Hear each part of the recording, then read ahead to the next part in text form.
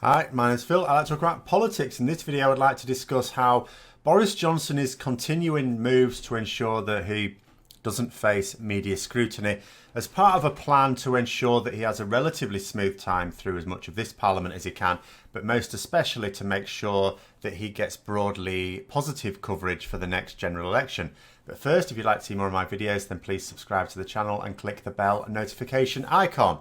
So people, of course, keep drawing parallels between Boris Johnson and Donald Trump, and Johnson has now pulled another one from the Trump playbook. So earlier this year, I recall Donald Trump revoking a right load of press passes for the White House briefings en masse to ensure that only journalists sympathetic to him would be getting access to these press briefings. Now, Boris Johnson likes this idea so much that he thought, I'll do that. That sounds good. So he's done it in a slightly different way, though, not directly with joint passes as such. So at the moment, press briefings take place at Westminster and with a spokesman for the Prime Minister, much as happens at the White House, a spokesperson for the President there. And Parliament, though, controls access to these press briefings. They don't take place at the heart of government. They take place at the legislature, inside the House of Commons. But Boris Johnson has a plan which seems like it's not so much of a plan that's going to go out to consultation. There's no consultation. He's going to do it, where he's going to move those briefings from Westminster to Downing Street, access to which, of course, the Prime Minister has complete control because that is the seat of government. And it matters because a press briefing is not just important because of the information that comes out. The information would come out regardless of which journalists were there, but because of the questions that are asked. For example, let's say you need to announce a policy that in reality is not actually going to be very good for people, or even a group of people. So you announce it in a vague, aspirational sort of way. But a good journalist thinks, hang on a minute, and they ask a question on the detail or the implementation of this policy. The respondent then has a choice. Do they come clean and acknowledge the flaws in this policy, or do they lie? If they do the first, then people will get a chance to see the policy for what it is there and then. If they decide to lie, then that lie will be exposed later on when it is actually implemented. But if the government spokesman never has to answer questions, then when the policy is eventually implemented and people go, oh, this is really terrible, they'll get to say, well, we did announce it ages ago. Why weren't you complaining then? Because people didn't really know the detail of what was going to happen. That's why. But that's what they'll be able to say. They won't have lied. They'll have said, well, we were open about it. We said what we were going to do. And you'll sort of say, well, yeah, you said that, but you didn't really say how or what effect it would have. So a little example. So Boris Johnson, for example, one sweeping change he is going to make is he's going to change the constituency boundaries for the next general election.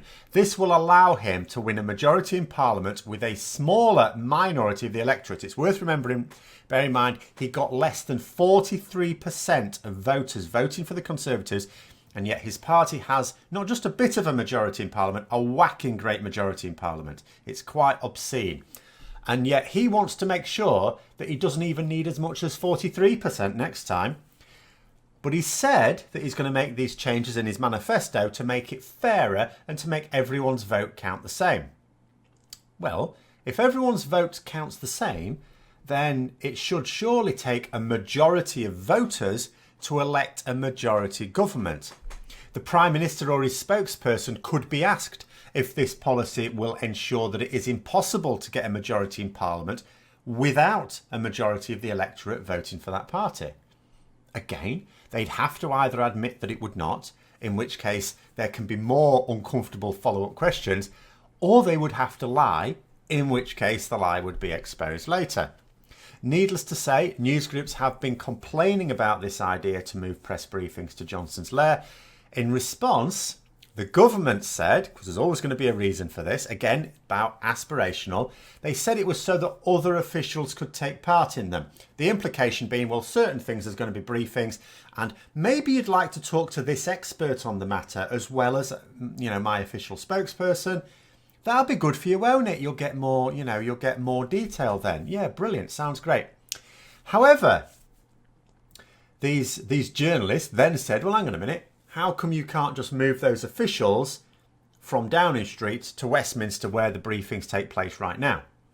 To which there was no response. There wasn't an answer to it, because after all, moving one or two officials to Westminster once in a blue moon, because this sort of thing will not happen very often, is a lot easier than moving dozens of journalists from Westminster, where they're based, to Downing Street every single day. And it also helps highlight just how important it is that all journalists take part in these briefings. So look what just happened there. The government announced a policy. They tried to claim that this policy was somehow beneficial. They were asked a question to challenge the notion of that and got no response, exposing the real reason, because ultimately their argument doesn't stand up to scrutiny. And it's exactly that sort of exchange, exactly that sort of scrutiny that Boris Johnson wants to avoid. He's spent his time as Prime Minister avoiding all forms of questioning. He's avoided interviews, avoided debates, even avoided Prime Minister's questions at times. He knows he can't stand up to questioning. He's even now banned his ministers from attending certain interviews on certain platforms. And it's because he doesn't trust in his ability to sell his policies. He doesn't trust that his policies can stand up to any sort of scrutiny. And that makes it crystal clear that he does not intend to act in our best interests. The only media who are going to be empowered by Boris Johnson are those who represent the media barons that he's shilling for. So I hope you found the video interesting. If you did, don't forget to click the like button. If you'd like to support the channel further, then please also click the Patreon link for details. And until next time, I'll see you later.